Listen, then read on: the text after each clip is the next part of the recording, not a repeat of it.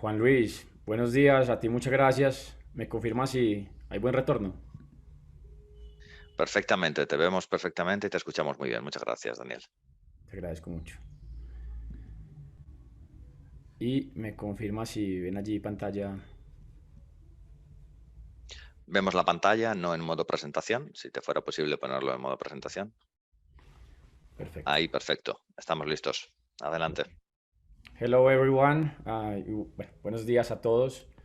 Mi nombre es Daniel Escobar y actualmente soy el director de la misión de descentralización. Un saludo muy especial a Guillermo Piñones. Gracias por tu presentación, Guillermo. Muy interesante el caso de Chile. A Juan desde Perú. Por supuesto a Axel, quien propicia este espacio, y a Jorge Martínez, quien seguimos muy de cerca en todos sus escritos y demás temas sobre descentralización. Yo voy a dividir mi presentación en dos partes. La primera es básicamente el modelo actual de descentralización en Colombia. ¿Cómo está Colombia actualmente? Básicamente en ese propósito que se concibió en 1991, donde finalmente concebimos básicamente nuestro último instrumento constitucional.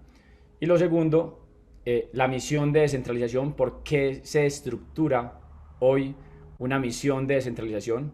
Estamos, como todos saben, en un cambio de gobierno y esto lo vemos más como una misión de Estado que como una misión de gobierno, y en últimas, pues el por qué en este momento estamos avanzando en este propósito.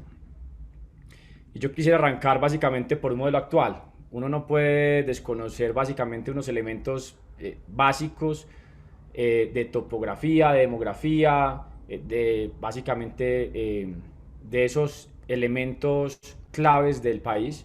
Y es que Colombia ocupa el segundo lugar en biodiversidad y estamos entre las 12 naciones más megadiversas del planeta. 32 biomas terrestres, 314 tipos de ecosistemas y 6 regiones naturales básicamente componen actualmente el país. Pero al margen de esto, pues también hay unos elementos y unos desafíos y necesidades diferentes en términos regionales, sobre todo frente a las necesidades básicas insatisfechas.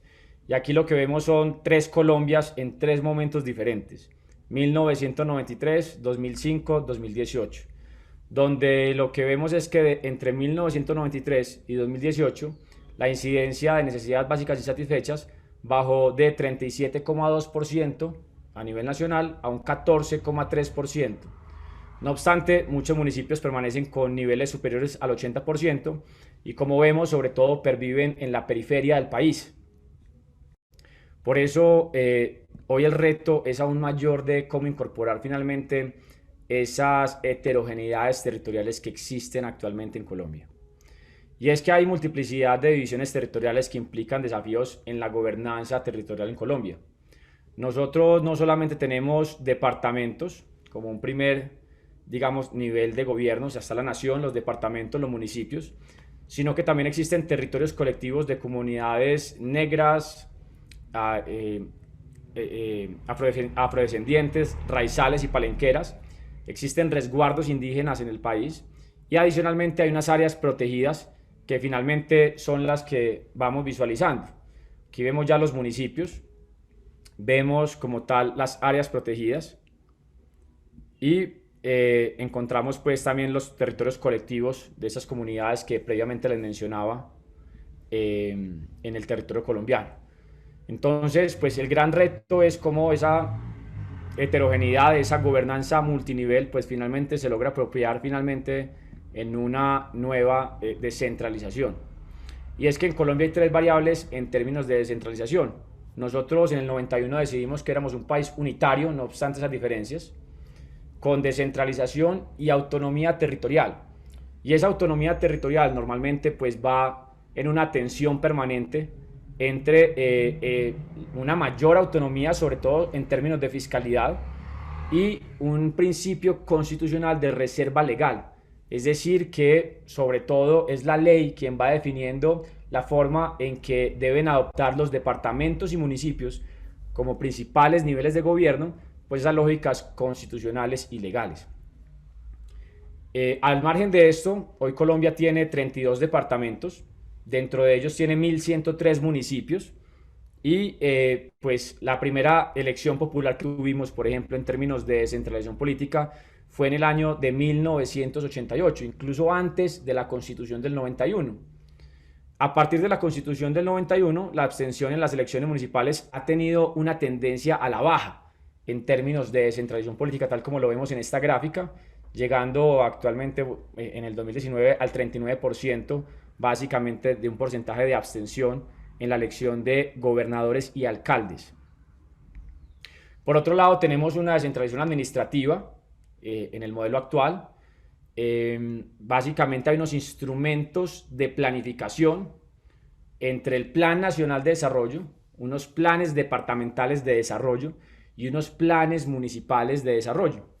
Pero estos tienen básicamente un periodo de 4 años, que es el periodo que tienen el presidente, gobernadores y alcaldes, y tratamos de construir unos instrumentos de planificación a mediano plazo, como lo son, por ejemplo, el ordenamiento territorial, que tiene unos planes también, digamos, de 12 años, y unos marcos fiscales de mediano plazo, que son instrumentos financieros a 10 años, a través de los cuales tratamos de superar los ciclos políticos. No obstante esto, pues hay otros incluso niveles de gobierno que existen, que ayudan finalmente en ese propósito estatal de provisión de bienes públicos y servicios. Tenemos 87 esquemas asociativos territoriales, es decir, cuando hay hechos supramunicipales, supradepartamentales, lo que encontramos son unos vehículos, sobre todo corporativos, que permiten superar esas fronteras o esas jurisdicciones, en últimas para sobre todo proveer temas de ordenamiento territorial, ambientales, de movilidad e incluso en algún punto fiscales. Tenemos por otro lado un tema de descentralización fiscal, y es que las entidades territoriales tienen derecho a administrar los recursos y a establecer los tributos necesarios para el cumplimiento de sus funciones. Y cuando hablamos de establecer, pues no podemos perder de vista que finalmente en Colombia solamente el Congreso de la República, un órgano de nivel nacional, es el encargado de habilitar unas fuentes de financiación tributarias y no tributarias para que los departamentos y los municipios las adopten y en algún punto las adapten a sus realidades territoriales. Sin perjuicio de esto, pues esos esquemas que finalmente ayudan a coordinar estos niveles de gobierno, pues no tienen actualmente unas fuentes estables de financiación, salvo lo que son unos vehículos que se llaman áreas metropolitanas, que tienen una ciudad núcleo, unos municipios conurbados, y en últimas, pues en ellos lo que se busca sobre todo es generar provisión de bienes públicos conjunto entre estas municipalidades. Pero al margen de un poco de este diagnóstico muy rápido que les planteo, pues Colombia hoy tiene tal vez un desgaste en su modelo de descentralización.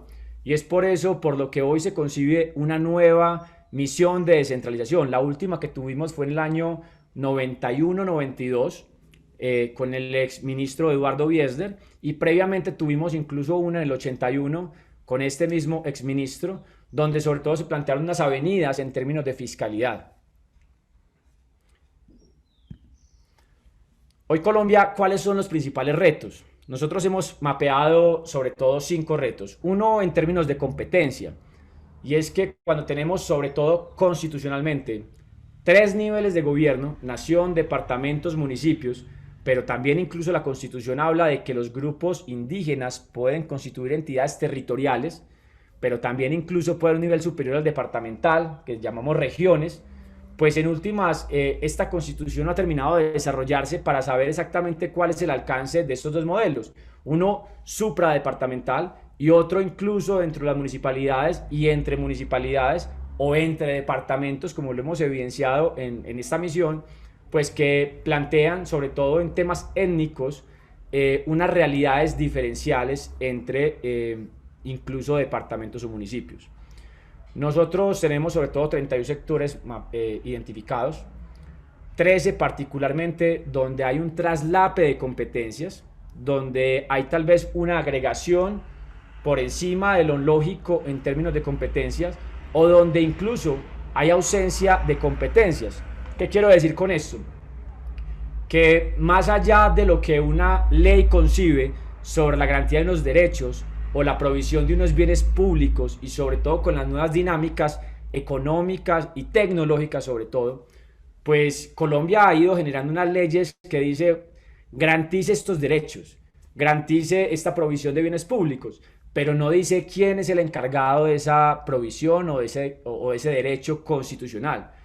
Y en últimas, pues como los departamentos y municipios, como los principales niveles de gobierno, no tienen autonomía territorial para crear fuentes de financiación, pues lo que se ha ido generando es una brecha entre esa provisión de bien y la financiación de ellos, al margen de que finalmente ha sido la rama judicial, una rama independiente entre los tres niveles de poder que tenemos en el país, legislativo, ejecutivo y judicial, quien ha ido diciendo, oiga, departamentos o municipios, encárguense de responder ante ese tercero. Pero pues finalmente el departamento o municipio lo que hace es presionar su presupuesto público y tener que reorientar tal vez las mismas rentas sin hacerle seguimiento incluso a otros temas con necesidades principales. Hoy hay dos temas importantes y lo vamos a ver más adelante, sobre todo transporte público, masivos y estratégicos, donde hay unas brechas de financiación muy grandes, sistema penitenciario e incluso lo que corresponde al ordenamiento territorial, donde hay una descoordinación y el 80% de los municipios del país, de esos 1.103 que le planteaba, pues no tienen hoy un vehículo de planificación para el ordenamiento territorial. ¿Y qué pasa si no tienen esto? Pues lo que pasa es que finalmente esa lógica de cargas y beneficios en el territorio pues no está bien establecida, por lo menos en la jurisdicción de los municipios. Por otro lado, pues queremos plantear un tema de financiación, tal como lo venía explicando.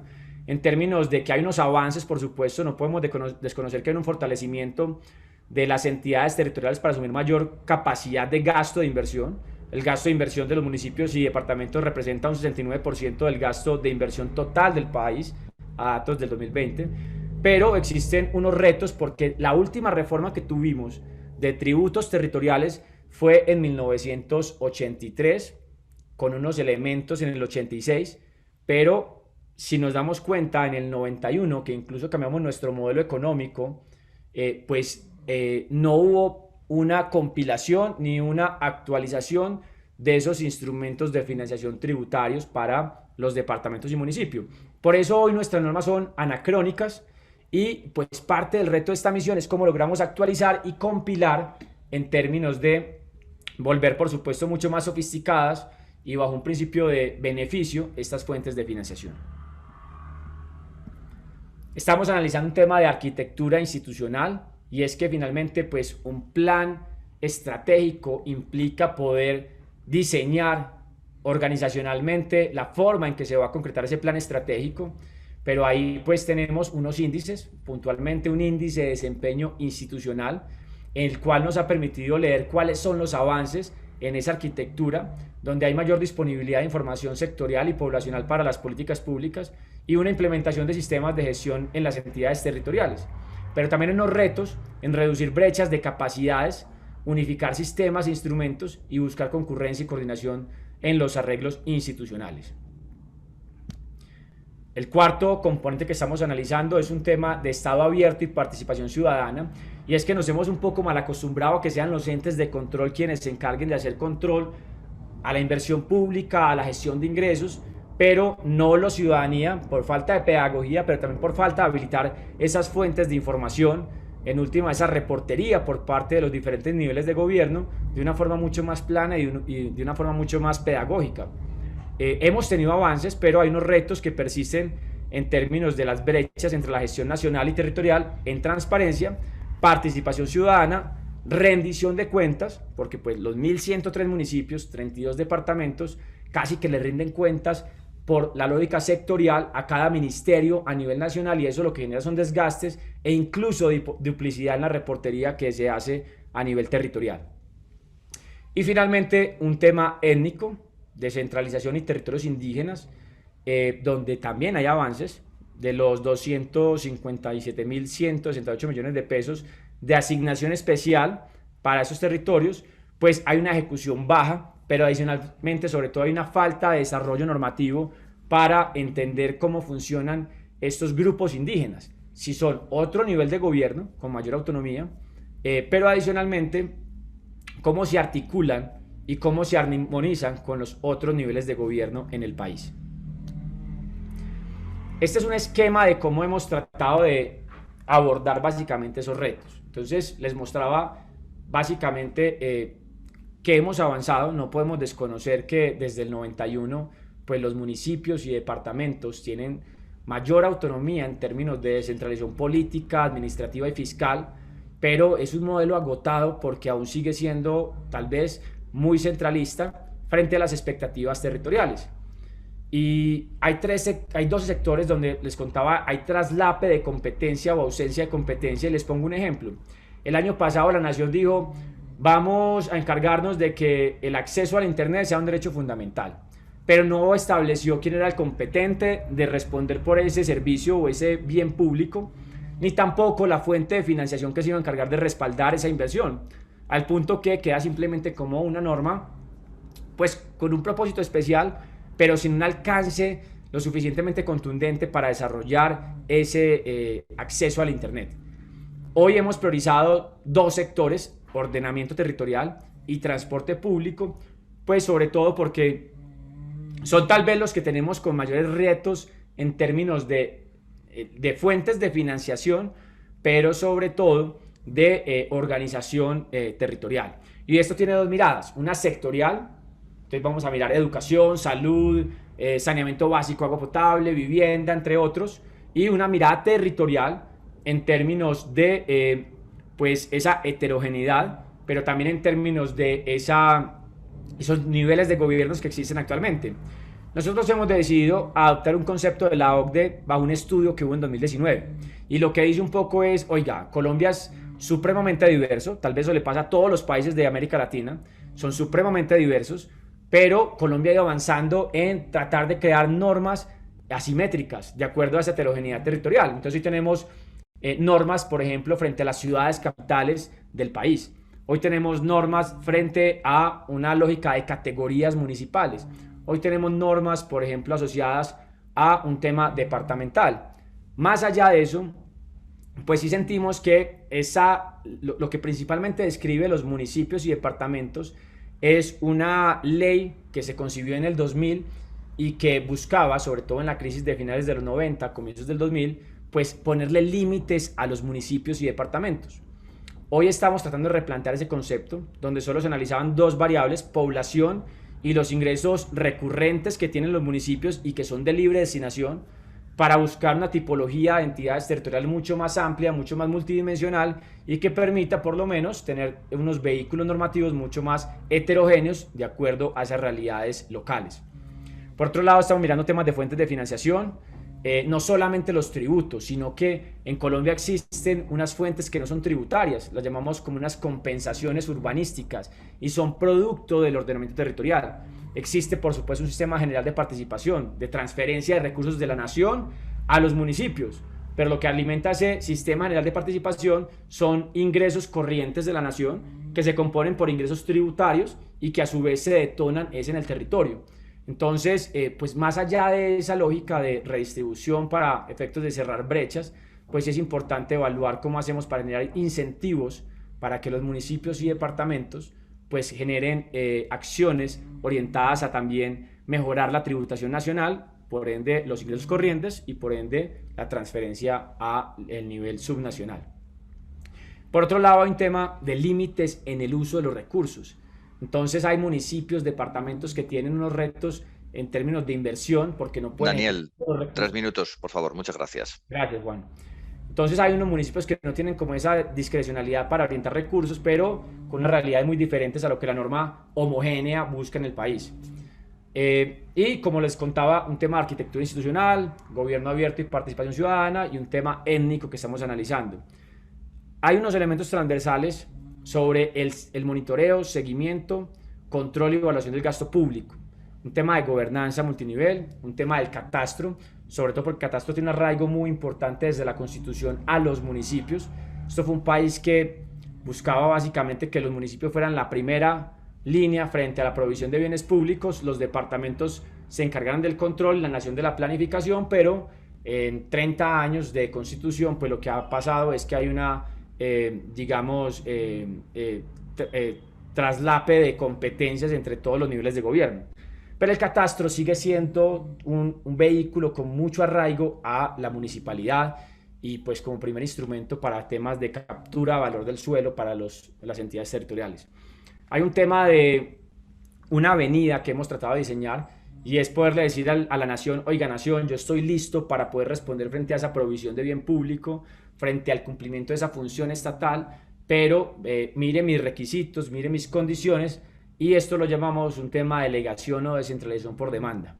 Y finalmente un tema de transparencia presupuestal y financiera que es muy importante para efectos de visibilizar la lógica de fuentes y destinación de recursos en términos del presupuesto público.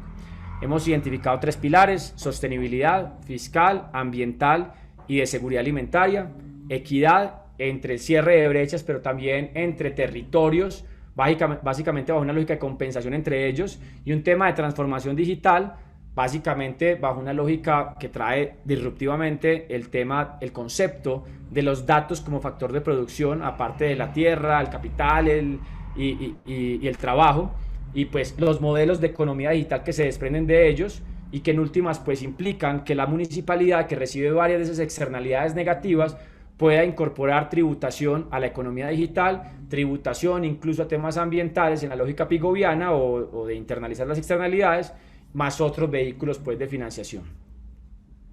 Cierro con esta, Juan, y es ¿cómo estamos haciendo esto? Hemos tratado de incorporar una metodología bottom-up, es decir, el país normalmente lo ha hecho desde la nación hacia los territorios, y hoy lo que estamos haciendo es recorriendo el país, sobre todo por lógicas regionales, incorporando esas necesidades, y lo más gracioso es que incluso lo que plantean es casi que un nuevo modelo de Estado. No hablar de un Estado unitario, sino que uno cuando se va para el norte del país hablan de un Estado autonómico como el régimen español, por ejemplo, donde ese nivel de gobierno pues tiene mayor autonomía para poder desarrollar su normatividad. Nos vamos al sur del país y hablan de un Estado un poco más étnico.